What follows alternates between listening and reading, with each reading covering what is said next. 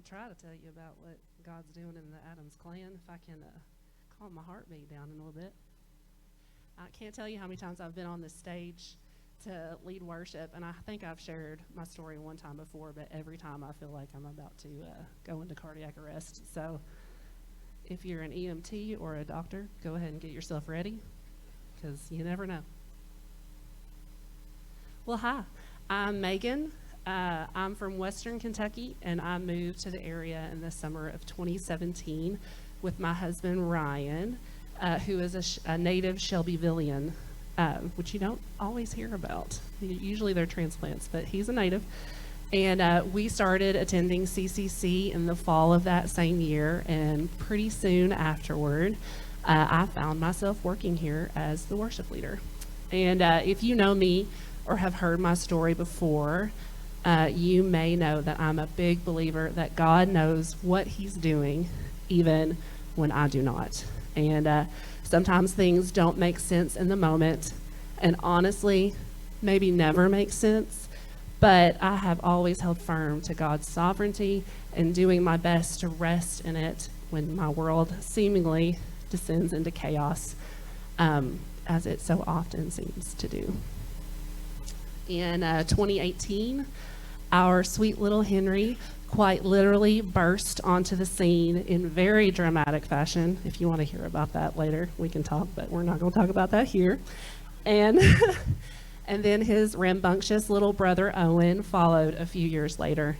And somewhere in between between those times, I left my position here to work at a local school.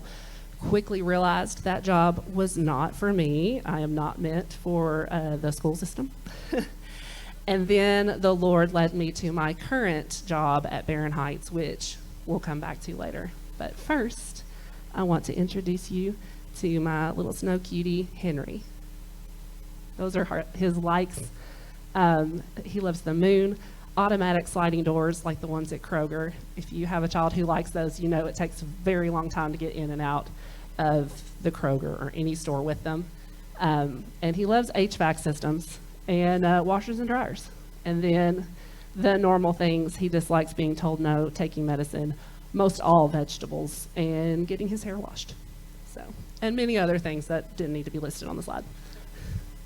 So our two boys, Henry and Owen, are very distinctive from each other already in their young age.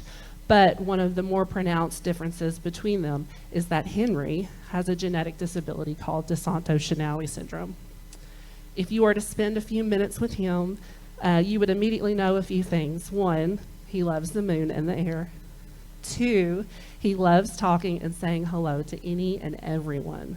And three, he's not a typical 6-year-old. He's sometimes hard to understand. He's often repetitive and singularly focused in his conversations. He's not always sure on his feet, and he's more sweet and charming than most little boys his age. No offense, boy moms and dads out there. Just saying, he's pretty cute. Henry is a wonderful little boy who is having a good time most of the time, but his syndrome brings some unique challenges for not only him as he goes throughout life, but also for our family as we care for him. He attends outpatient therapy 3 times a week, in addition to receiving therapy at school during the week. He is seen regularly by multiple medical specialists. In the past year, he has been hospitalized twice, had spinal surgery, and gone to the ER multiple times. He's a happy kiddo, but his life and our family's life looks quite different from a lot of the families in this room because of his disability. And our day-to-day can sometimes feel hard and hopeless and very isolating. And that's where Barron Heights came into our story. So I think I have a slide, yeah. Because as I mentioned before, God really knows what he's doing and often leads us where we need to go without us even knowing. After Henry's diagnosis at 3 months old, we were at a loss as to what life would look like moving forward. Because of the rarity of his syndrome, we knew no one who had the same thing or even something similar to it. We started in-home therapies, which afforded us a little exposure to the disability community through his therapists. but we still didn't have relationships or even know how to go about meeting anyone who had a child with a disability. I'm not sure how, but at some point during lockdown, I came across a ministry called Barron Heights that hosted free retreats and events for special needs families.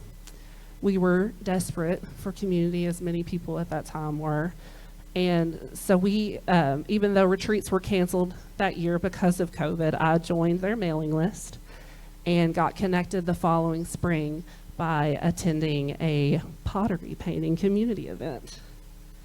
I sat at a table with two special needs moms I had never met before and had my eyes opened to a world of connection and resources I had not previously known existed. They both had older disabled children and were able to answer questions and relate to my experiences in a way that no one had ever done before. One mom told me about waivers that were available that could help us pay for Henry's therapies, which if you have a child who has ongoing therapies or anything of that sort, you know it gets, even if it's just copays, it gets extremely expensive.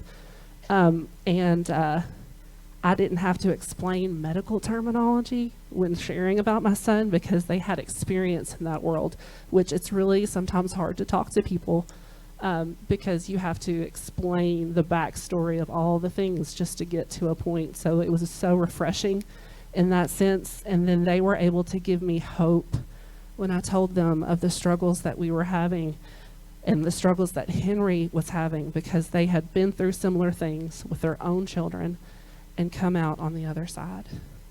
And it was such a life-giving experience for me. And on the surface, all it was a gathering at the paint spot in Louisville where I got to paint a mug for free. And God used that simple event and those brief encounters with strangers to equip my family for our disability journey and eventually change the course of my career. So since that community event, I became the marketing and operations manager of Barron Heights. I attended and led countless community events and have gone on multiple specialty retreats and 2 summer family retreats, which there's some pictures up here of all of those things. And now through meeting so many other special needs parents, I know that my experience of feeling alone and desperate and hopeless is not an anomaly. As beautiful and vital as friend and family support is when you have a child with a disability, there is nothing that compares to finding a person, or better yet, a community who identifies with you because of their own lived experience. So my adult life, like many in this room, many of the stories that I see when I look out at you, has been studded with hard things and losses and seemingly insurmountable obstacles. But through it all, God has carried me. He has carried my family. He has carried my children. And He's given me peace, and some might say an unnatural optimism in the face of some really scary things. I've had to trust Him with my child many times because his health and care was out of my hands. And when I look back through my own story, I see Him all over it, weaving in ends, connecting dots, and putting together pieces that led me to places like CCC and Barron Heights, and to people who speak truth over me in good times and in hard times. And for all of that and so much more, I am grateful. Thank you.